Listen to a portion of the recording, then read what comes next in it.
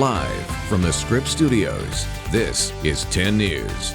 The rain is finally gone, but the cold is settling in. Good evening, I'm Lindsay Pena. And I'm Derek Stahl. Kim and Steve are off tonight. Our 10 News weather anchor Jennifer De La Cruz has a look at tonight's low temperatures and when more winter weather could be heading our way. That's right. Already chilly out there, and our temperatures are only going down from here. The Weather Service has actually lowered our overnight low temperatures because it's going to be even colder than they initially thought. So 38 degrees is your overnight low tonight in Oceanside, 40s along our coastline.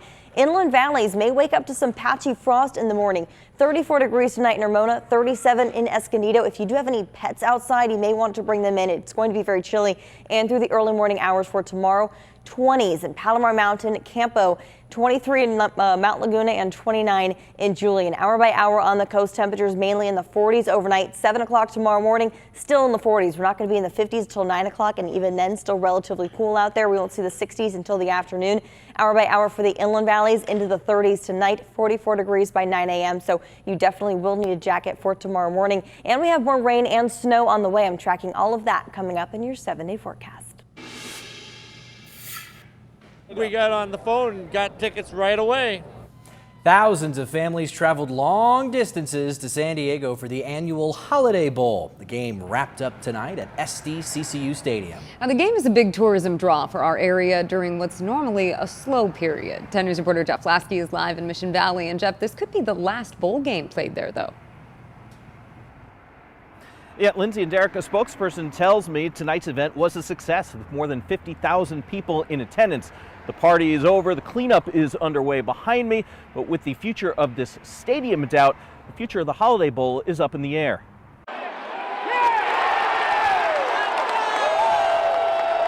The Holiday Bowl is a joyous experience with all the magic of college football, the bands, the dancing, the cheers of victory, the disappointment of defeat. Each year, the game's organizers try to find a matchup that will excite people about traveling to San Diego during the quiet time between Christmas and New Year's. This year's battle between USC and Iowa seemed to do the trick. I was ecstatic. I told my wife there's no way I'm not going. So she said she gave me the blessing and I'm here. Me and my son traveled from Georgia. We're here. What was your reaction when you found out you were coming to this?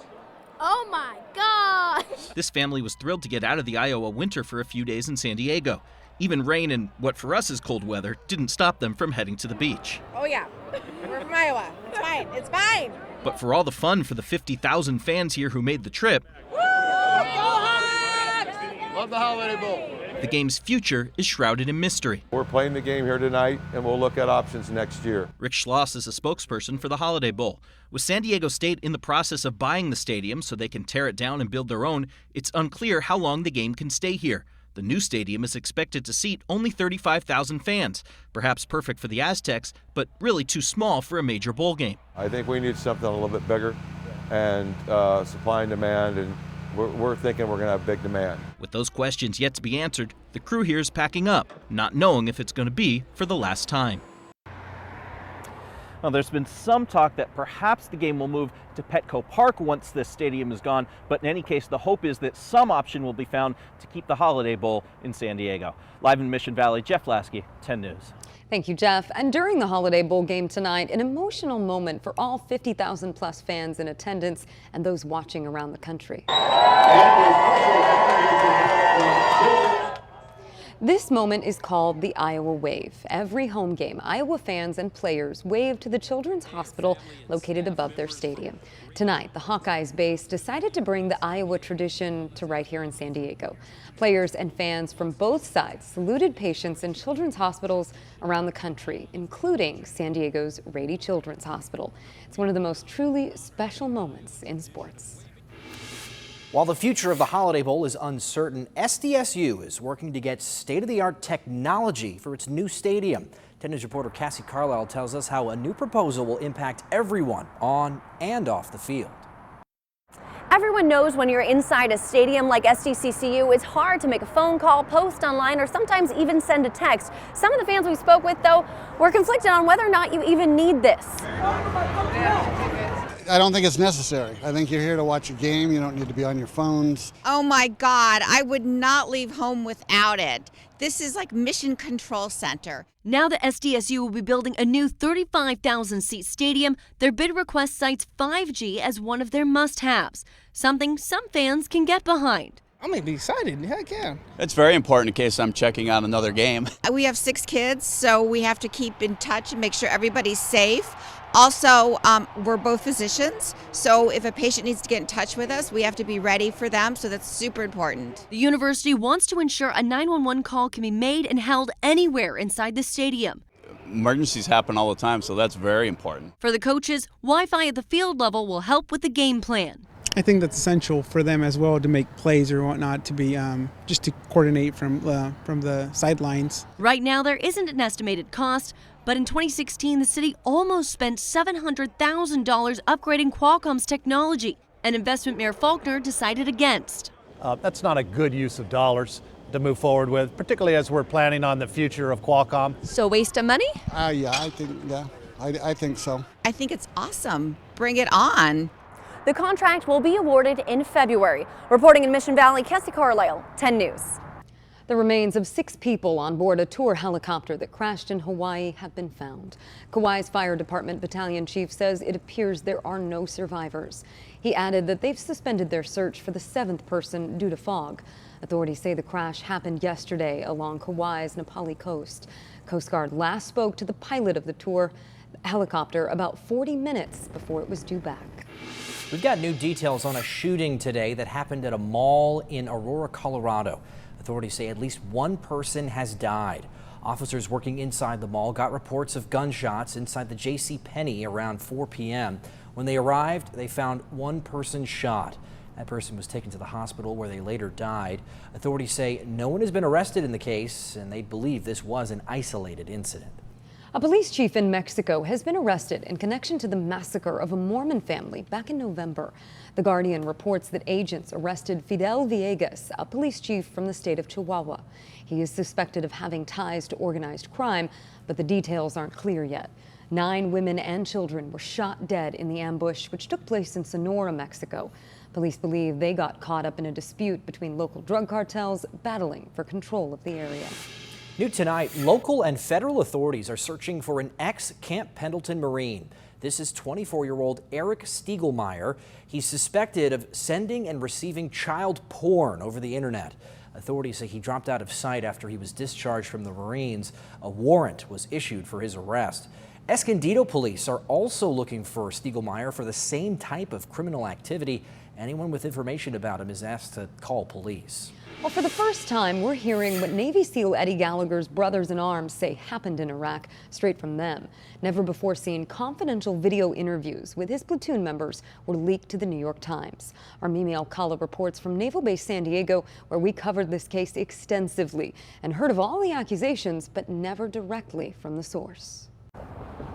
We covered the trial here at Naval Base San Diego. Eddie Gallagher was found not guilty of murder. But for the first time, we're getting a glimpse into how this case first developed. This massive leak gives us insight into a very secretive brotherhood of commandos that otherwise we would never get to see. I saw Eddie take a shot at probably a 12-year-old kid. The guy got crazier and crazier. You can tell he was perfectly okay with killing anybody. The chilling accusations came from some of Eddie Gallagher's own men, SEAL Team 7. At the time, Gallagher was their platoon chief. Over the summer, the New York Times was leaked thousands of confidential Navy documents, text messages, helmet camera footage, and the interviews with the SEALs. The Times takes a deep dive into the case against Gallagher in its Hulu series, The Weekly. Earlier this year, a trial was ordered after Gallagher was accused of war crimes. Members of his platoon reported that he murdered an ISIS teenager, posed with the corpse, and also shot at innocent civilians. In the end, though, he was acquitted of the most serious charge, murdering the teen. But he was convicted for posing with the body, which resulted in a demotion in rank. That impacted his retirement until President Trump stepped in and restored his rank. Today, we heard from Gallagher through his lawyer. In a statement, he says, quote, "My first reaction to seeing the videos was surprise and disgust that they would make up blatant lies about me." But Gallagher goes on to say, The videos also gave me confidence because I knew that their lies would never hold up under real questioning and the jury would see through it. And the full episode, including more interviews, is now streaming on Hulu. Reporting at Naval Base San Diego, Mimi Alcala, 10 News. We've now learned the name of the young girl who died after a medical emergency on a flight from LAX to Seattle last night. The LA Coroner's Office has identified the girl as 10-year-old Janice Shu. An autopsy will be performed in the upcoming days, but it's believed she suffered a cardiac arrest on the plane. The flight was on its way to Seattle. It turned around after the emergency, and paramedics tried to save the little girl's life. LAPD says it does not suspect foul play. It's now illegal across all 50 states to sell tobacco to anyone under 21 years old. This includes vaping products as well. 19 states already had the smoking age set at 21, including California.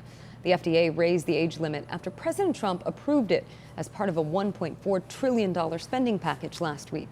The legislation has received support from both sides of the aisle. A Del Mar man charged with posing as a plastic surgeon is now suing the patient who came forward to accuse him of groping. Dario Moscoso was the office manager at Del Mar Cosmetic Contouring Surgery Center. He's charged with 9 criminal counts, including felony sexual battery.